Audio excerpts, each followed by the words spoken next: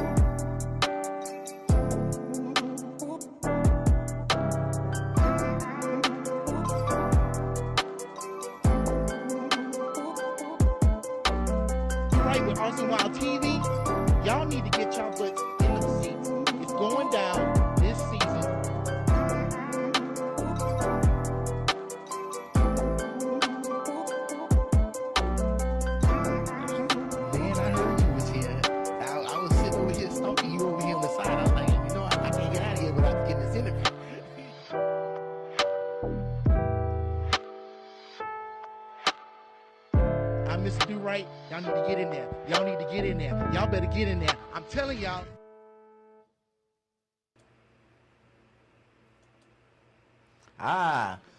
Welcome to The Topic Is. I am your host, Kevin Stewart, Mr. Durite. If you did not know, bring you the hottest hip-hop and R&B artists in Austin, Texas, June 27, 2026, with Rhythm and Rise Live.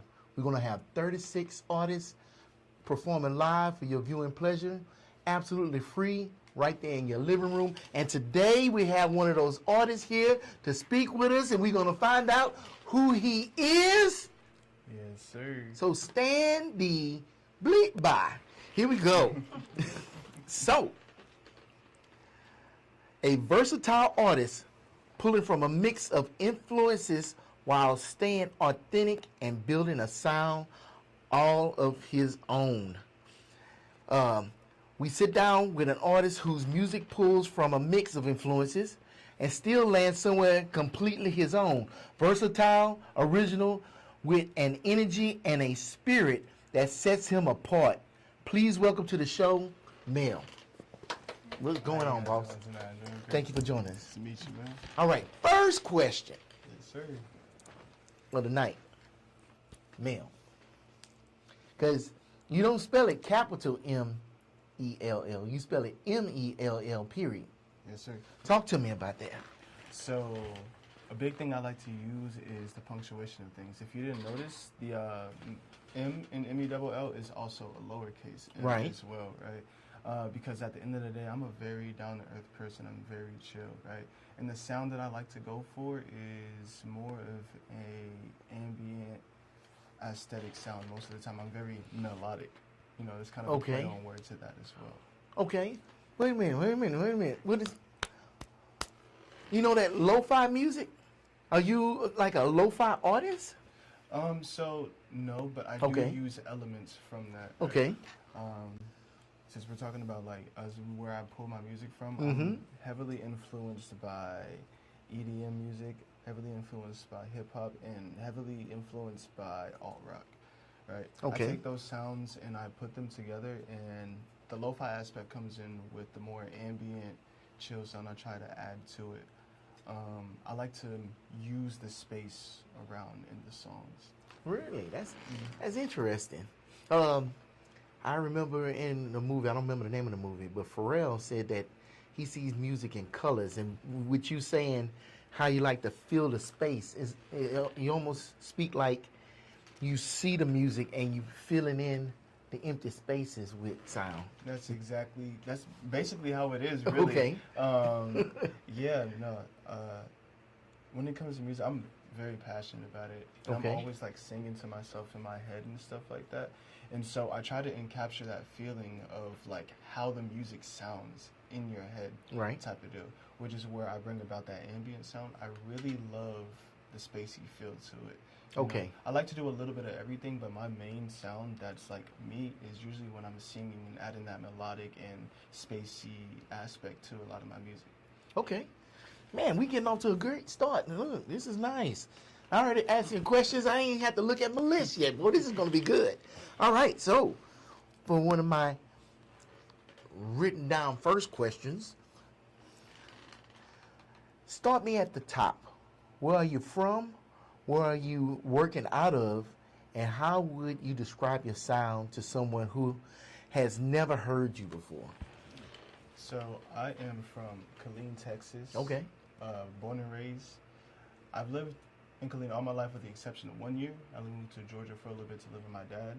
But that's where I'm working out from. That's where I'm at right now. You know, I love traveling. So traveling all the way down here to Austin is always no big deal. You know, I'm here anytime you ask. If I were to describe my music to somebody who hasn't heard it before, I would often describe it as a new experience. I often like to say that I created my own subgenre rather. Right. Because of all the influences that I pull in, and I kind of make a new sound with it. Like I said,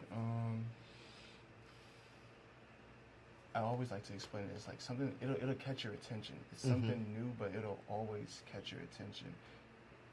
because I have a whole bunch of different stuff. Like a lot of my music doesn't sound the same. My first ever song that I dropped was an alt rock song, you know, emo vibes kind of. My second song was a little bit more on the hip hop side. Okay. You know, but I still have a way to make that sound me, and that's using the ambient aspect of everything.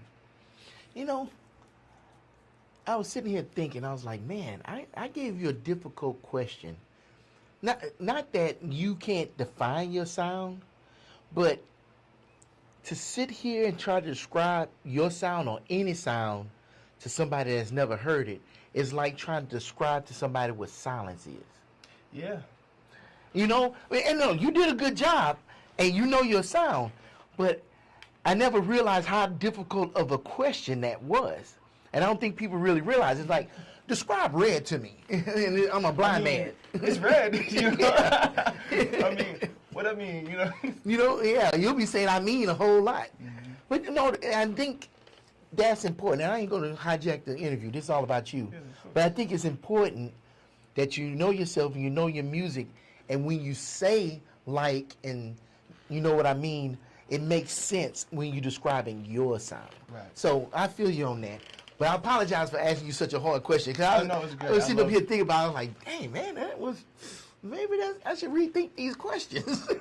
No, I love the difficult questions because it gives me a chance to observe and think about me. And in Yes. that way, for the next person who asks me, what does my sound like? Yes. Now I can give a better explanation towards that. I love it. I love it. Because you always looking for an opportunity to grow. Exactly. Next question. Now, if the question says your bio says you pull from a mix of influences. Now, I'm going to stop right there. Your bio was very thin, my friend.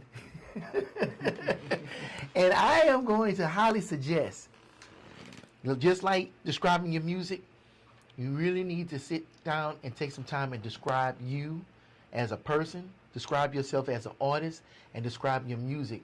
So somebody looking for you, looking for something new, somebody looking to be enlightened, can find you better and understand you better and connect with you and your art. Okay, and that's structured criticism, because I'm telling you, because I want you to grow.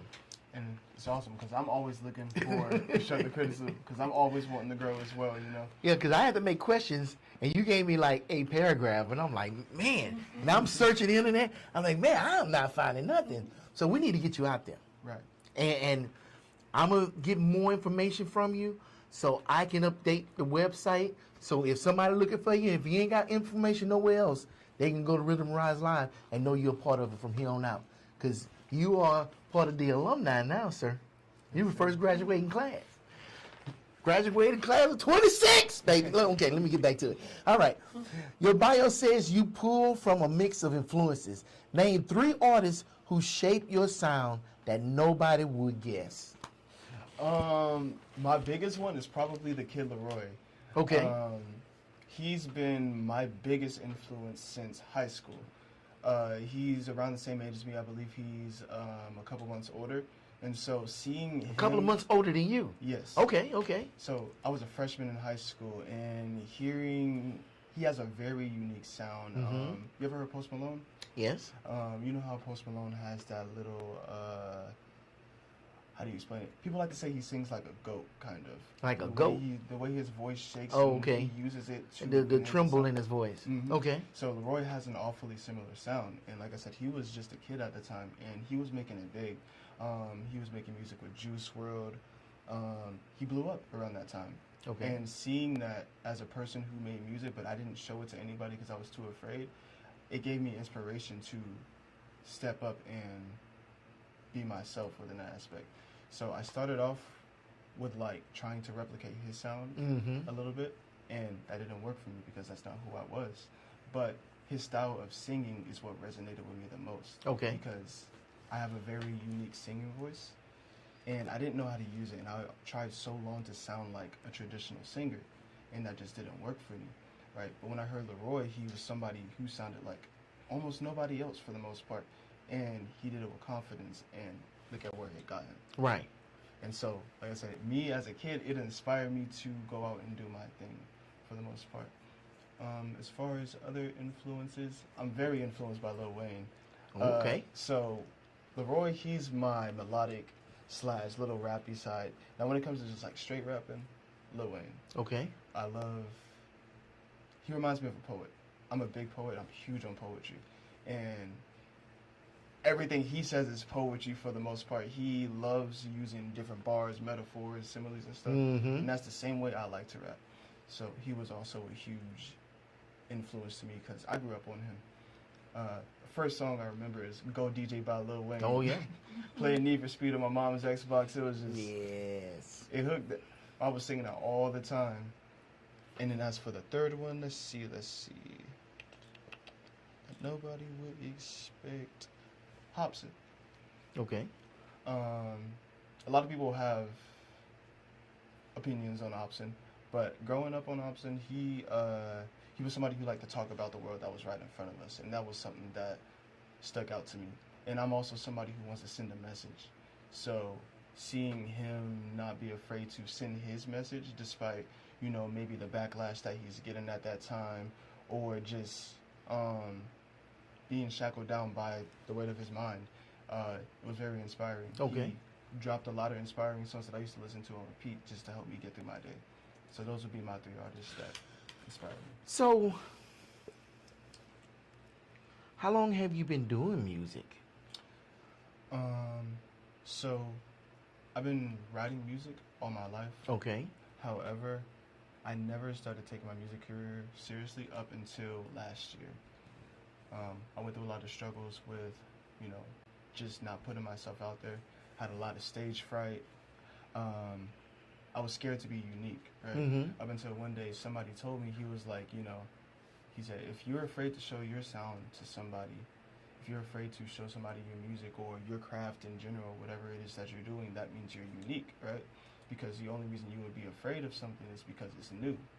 And it's different. And it's different. Okay. And that's exactly what I got out of that. And so I started making more music, and I started showing it to some of my friends. Because my friends were like the last people I would show it to, because it's like, I'm afraid that like, if they don't like it, I'm like, ooh, I'm not ready for that, And they going to rip on you even harder than anybody else. Yeah. But then I realized that's exactly what I needed. So Okay. I started to step in my comfort zone more and more, and I've conditioned myself to the point where it's like, if I'm scared of it, I'm doing it. Okay. So, that first artist you said that inspired you, is that the artist that helped you take that first step forward to because you've been doing music, but I definitely understand it's one thing making music, it's another thing to perform music. Right. And yeah, you can sit in the closet and record and make beats in your bed and everything, and you be fat, dumb, and happy. But as soon as you take it outside the house, outside the bedroom, is a whole nother world. So was that artist the one that helped you take that first step to the stage? Yes. Okay. So I always get enthusiastic talking about this. Kid Leroy is by far my favorite performer because he can take one of his songs and it'll be great. But as soon as he steps onto the stage and performs that song, he turns it into an entirely different song. He's bringing the energy. Right. He's putting himself out there in a way that you would have never thought that he would have did it, especially when listening to his songs. And that really inspired me because I'm looking at him, I'm like, I want that to be me. Okay. So, you play instruments? How do you do your music? So I'm curious. Around freshman year, I started teaching myself the piano. Okay. Right now, that is the only instrument I play. I've been teaching myself the guitar as well. But I've been playing the piano for about 4 or 5 years now, and that's usually how I do my music for the most part. I usually do that with the melodies. That's how I get my melodies, rather. And I produce most of my own music, and right now I'm using BandLab to do that. Okay. Right? I'm looking to venture out into better things so I can expand my sound in a way where I can make it even more immersive. I produce most of my own music because it got to a point where, you can only find so many good beats on YouTube. And then not only that, you also have to pay for them, right? And so you know, I'm finding stuff, I'm looking for stuff, and I can't find anything that necessarily resonates with me. And I realize it's not resonating with my sound. It's like trying to find a good pair of shoes. There's a lot of shoes out there, but not all of them look good that I like and they fit. Exactly. Yeah, just like you done poured your heart into those words, and they not just gonna fit in any old pair of shoes. Yep. And look, if you can't find it, then I could just make it. Yeah, you're gonna have to make your own shoes. You're gonna have to be a shoemaker. All right. Okay. I like it. I like it. I like it. All right. So,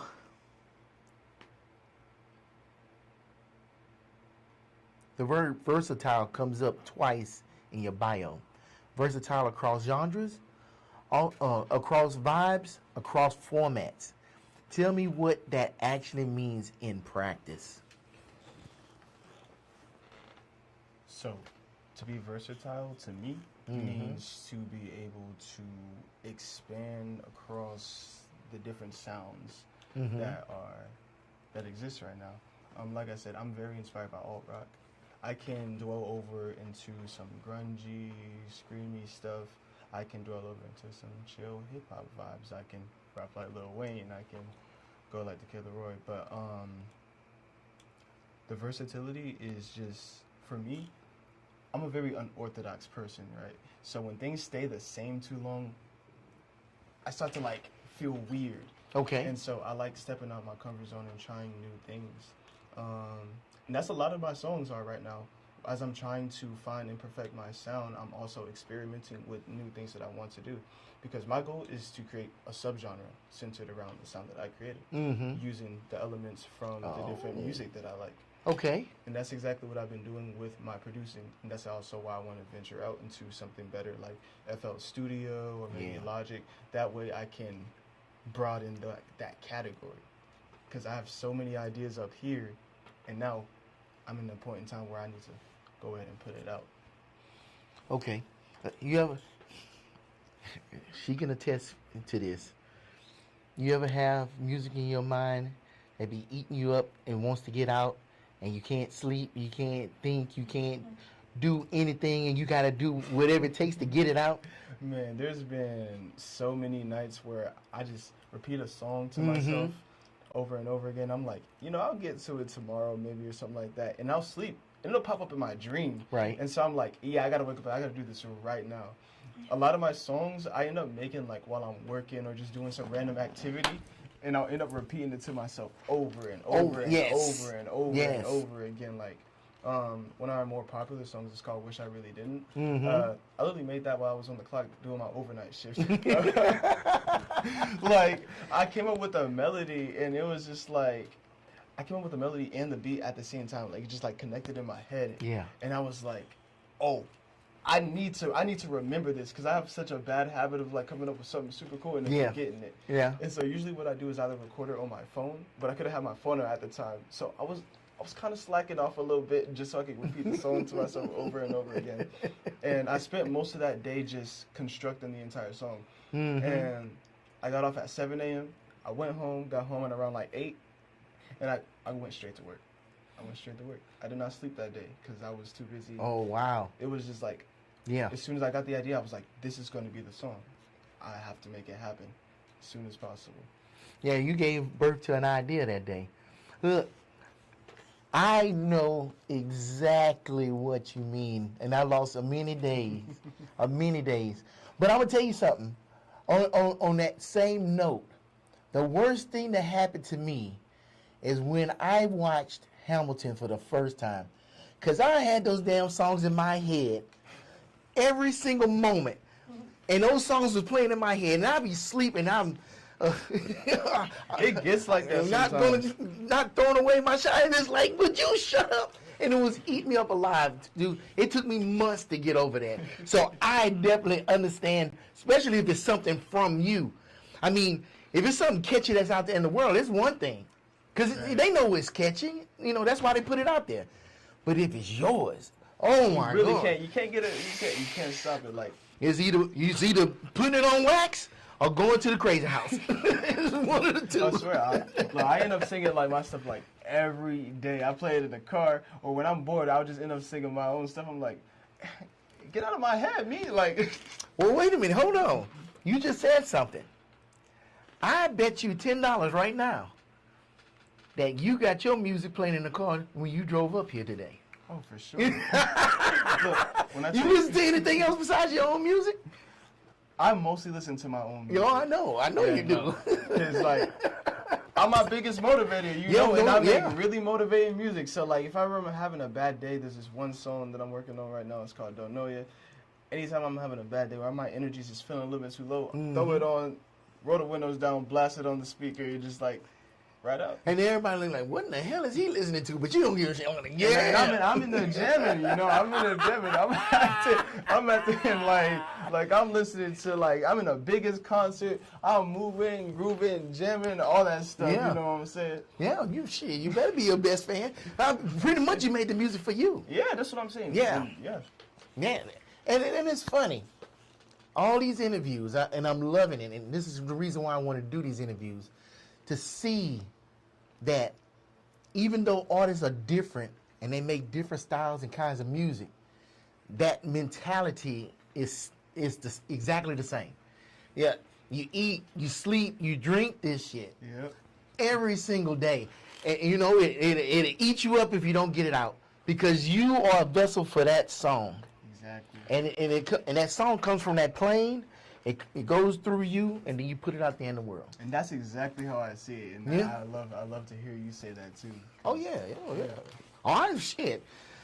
I just wish I wouldn't have gave up on it. I came up in a different time, and it didn't have the opportunities that are here now. You know, like I can't play an instrument because I can't work my left and right hand at the same time. It will not happen. But I can work my left hand really good. I'm working my right hand really good. So I can make some music. But You start working them at the same time. It's like, yeah, forget about it. Like, I can't hear my voice in some headphones. It bothers me. But I can make music. But the problem was, electronic music, when I was your age, wasn't where it is now. Oh, you're a fan of electronic music. Well, not electronic music, but like, you spoke of Fruity Loops, FL Studio. Yep. No, I know FL Studio. That was my biggest music maker, but that didn't come out until what, the 2000s? And I was up here trying to make music in the 90s. You know, it was just non-existent. Plus, I feel like y'all have a lot more platforms to put your music on. You don't have to depend on a label to sit up here and get you out there. You can get your ideas out. You can record it with good quality and good sound, and then you can distribute it yourself, and you don't have to depend on nobody. And it's just such great opportunities for y'all. So yeah, I wish I didn't give up on it. So that's why I want to do this, in order for y'all not to give up on it like I did, and make opportunities for y'all to keep moving forward. That's it. I'm gonna stop talking about me. I ain't trying to make this about me. Y'all ain't come here to see me. Y'all came here to see Mel. Stop asking about it. This guy's awesome. I'm all right. I'm just a dude dressed up as a dude, disguised as another dude. So, so why music as the lane? Like I said, music means everything to me. Okay. Why does it mean everything to you? For as long as I can remember, it's just something that I've had. Like I said, I've been writing music since pre-K. I remember the first. Whoa, no. I remember the first. You song. can't be just I'm so hopping serious. over that easy. Pre-K. I remember the first ever song I wrote Okay. in pre-K. It wasn't inspired by any artist that I was listening to. Obviously, I'm 4 years old. You know, I was just singing to myself, right? And I just loved the art of singing. I loved the way melody sounded and the way it hits a certain spot in your brain, and it's just like, I love this. And I love it as an outlet. You know, a lot of people use it to express emotions, what they're feeling.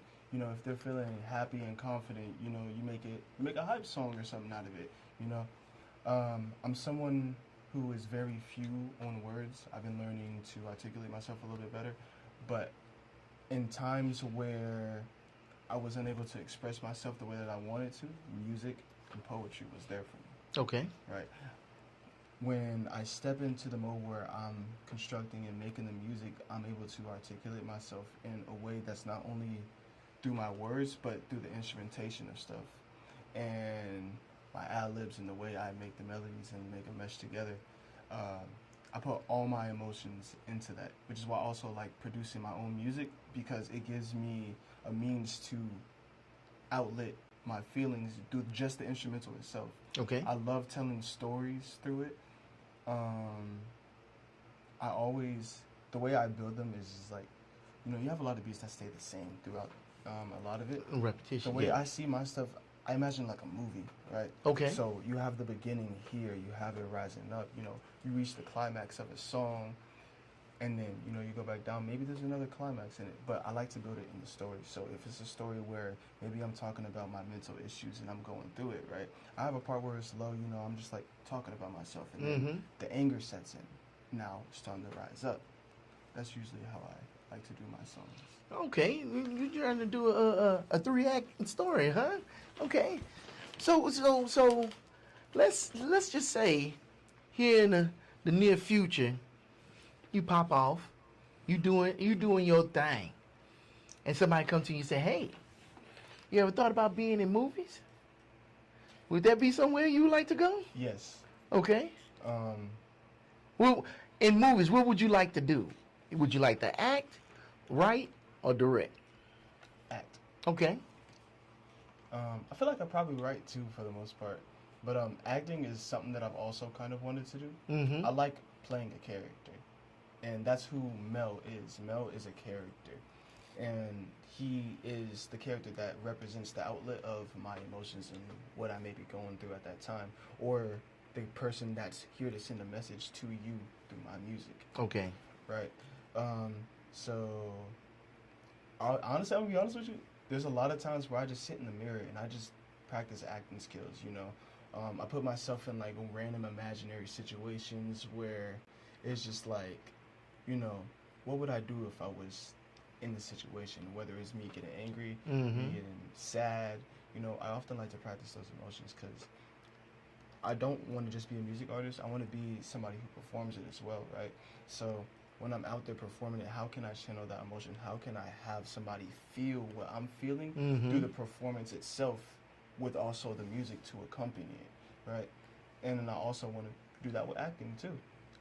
There's a little group I have. We like to do we've started to do little short skits and stuff like that. And I think that's awesome because now I get to put all that practice and stuff I put in the mirror into play. And they're like, "Mel, bro, like you look like you've done this before." I'm like, "I have. It's just not in front of people."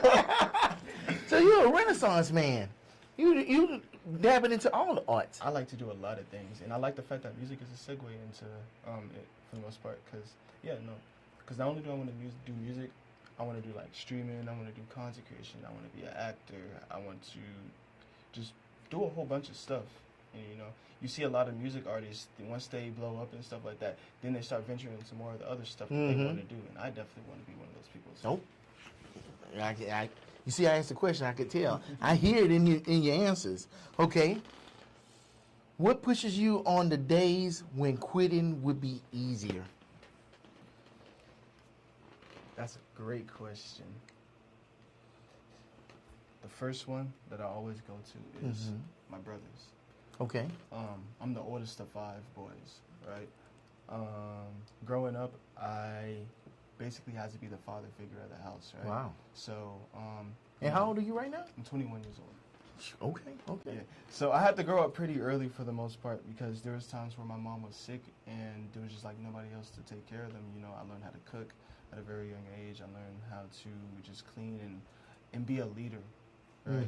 And there was a time where I got depressed and I fell off mentally, and I wanted to pick the easy way out, and I did at that time. You know, I stepped off that pedestal as the older brother to focus on myself a little bit more. I had a lot of resentment in my heart, and because of that, I used to beat myself up a lot because I felt like I failed my brothers. right? Because they used to look up to me. They did everything that I did. Right. And seeing myself step down and trying to step back up as the older brother and be a role model for them again, you know, you see they started to change. You know, for me, it seemed like they didn't really look up to me anymore. That's what you thought. That's what I thought. Okay. And that's what hurt the most. And once I started releasing music and being more of myself once again, I started to realize that my brothers started to follow me again. They started to step out of their shows slowly but surely. You know, now they want to start doing music and stuff like that too, because that's something that they were also interested in. I didn't even know that. And so my biggest inspiration, my first biggest inspiration will forever be my brothers, because I want to show them that it's possible. Okay. I want to show them that anything you put your mind to, you can do it, 1,000%. And then my second biggest inspiration is everybody else. I often like to tell myself that I am sitting here as a voice that will change the world, right? My music, since it is my passion, I also want to use it to send a message to other people. Okay. Right? You know, we're in a place where times, you know, gas prices are getting that high. Man, every time I look at it, I have a sedan and I have to spend $65 to fill it up. I almost cried. You know what I'm saying? Are you putting super in it? No. Okay. Man, don't even tell me nothing. Yeah. I know it gets bad. But yeah, no. I do it for myself and everybody else. I like to show people me and what I represent, because a lot of people who come into contact with me, they feel inspired, and I want to keep pushing that feeling of being inspired, because, you know, I'm doing it, and they think it's like such a big thing, you know, that I'm out here stepping on stages and doing the things that I do, right? And so, like, now you've inspired me to do it even more, to show you that it's possible too. Whatever it is that your endeavor is, you can do it too. Facts. That's PSA right there. Yeah. And, you know, I keep having to go back to my tablet, because as you're talking, I'm thinking of questions, and then you'll answer my question, because you're all up in my head, and we should get out of my head so I can answer these questions. But no, you're doing really good. I'm messing with you. That's all good. Okay. What do you think the music game is missing right now? Versatility. Okay. I'm glad you asked that question, because that is also one of my biggest inspirations, and I get really passionate when I'm talking about this, because the mainstream right now is mainstream what? All mainstream music in general right now is jaded, right? Because when you look back at around like the early 2000s to the mid 2000s, even, there were so many different artists, there were so many different sounds. Everybody was hungry. Everybody was passionate about what they were doing. Yeah. Right? After COVID, that passion passed. There's a lot of people who sound the same. If they were doing music back then, they still sound the same now. They didn't really venture out, right? And now people have a necessarily jaded taste into music. They're used to the same sound. My goal is to be the standard for the new mainstream. I want to bring back that passion and the love for the game, because a lot of people, they start off passionate, but then they see the money. And as soon as they get the money, they get content. Okay. See, me personally, I don't really care for the money, because I know I'm going to get it anyways. It's a product of what I'm doing. Okay. Right? But I do it for the people. I do it for me. You know, it's my passion. And so I want to rebuild the mainstream back on that. And I'm very glad and I'm very thankful to all the people that are around me, because they're also very unique artists who have that same passion. And so I want to take everybody with me and rise up and be the new standard for the mainstream. Okay. Now, I got a question this time. So, God dang it. I done lost the train. Dang it. I was right there, too. You'll probably remember it like a couple seconds later, as soon as you're not thinking about it. Yeah, I will. That's why I'm dragging my feet, opening this tablet up again. So, because it was two questions. The first question was, what do you think is the reason why things change and it just got basically repetitions in the same sounds. Because you said COVID, but what do you think happened during COVID to where all these people are just ho hum about the music? Honestly, I don't even think it's due to COVID, but it's just you see a lot of people getting content when they get the money. It's a pattern where this is. I like to use Polo G as an example. Polo G was. Oh, Polo G. Polo Okay. G was a huge inspiration to me because he was hungry. He stepped in. He hit the ground running, and he kept that momentum going and going and going. But as soon as he got here, as soon as the money started coming in, he started sounding the same. It's like the passion slowly went away, and it makes me think of the question. Why do you do music? Right. And you see a lot of people do it for the money, and that's why that passion fades. Oh, yeah. The passion is in the money. Is when you get it, now you grow content because you already got what you want. You got what you needed out of the business. So now the rest of the stuff you're doing is just It was a low goal. Yeah. And I remember the question. So, let's say you put out your first major record, first one, and it's great. How do you combat the sophomore album? One more time. So you put out your first album, and it's a hit. Everybody love it. They looking for the next one. With a lot of artists, they hungry. That first album is like everything they put into it, all the sweat and tears and sleeping on the sofa and stuff. Right. And that first album is hard as a mug. And then they get that second album. They ain't been struggling like they was. They ain't sleeping on sofas no more. They sleeping good. They eating good. They drinking good. They smoking good. You know what I'm saying? And it's time to make that sophomore album. And it ain't hitting like that first album. Because I think it goes along with what you're saying, how sounds stay the same. Their styles are staying the same. They get that money. But the money also creates comfort. And you're not struggling like you were, trying to be discovered, trying to make a name for yourself. You got a name. You discovered. Now all you got to do is just make music. Right. How do you combat that? Do you even have a plan for that? I do. I like this dude, man. Yeah, so it's something that I learned early on is to always remember who you are. Okay. And where you came from, right? Because when you do that, there comes the feeling that is called being grateful and thankful, right? When you are thankful for things and when you're grateful for it and you remember where you came from, you can still channel that same hunger that you had once before. Because now, personally for me, I look back at where I was before and I look at where I am now. I'm not even fully there yet, but it inspires me because I made it this far. Mm-hmm. So I know for a doubt that will not change whenever the money starts coming into my pockets and whenever I, make it. Because music is a passion of mine. I want to share my music and my sound with the world. And I'm glad you asked that because I did drop my first album not too long ago after I did my first headlining show up in Killeen. Okay. And I was inspired, and it did pretty good.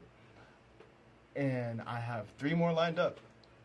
Oh, 3 more albums lined up. Yes. Oh, I'm sure you got way more than 3. There's just so much I want to do. Right. And the way I have my albums lined up is to keep telling the story, right? So there's one part of the story, it's called Find Yourself, right? Mm-hmm. So that's about me and who I am and finding my sound and also who I am as a person, who is Mel, right? And so the next one is New Era. Now I found out who I am, I know what I'm worth, right? And this is me showing that to you. And then the next one is an album called Melodic. Now I'm going to dive into my nature of my melodic side because that's really who I am. Okay. And it's just, I love the fact that there's just so many different things to inspire you from because there's endless amount of things that you can do. I can't ever see myself running out of new passion to create. Okay. We're going to go ahead and wrap this thing up, but I got one more question. The most important question of the night. What is success to you? I love this question. Success is growth. Okay. A lot of people see success as an endpoint. Success is not an endpoint. Success is the result of growth, and growth does not stop. You're always growing. You know, a lot of people like to say, I need time to heal, but what is a healed person?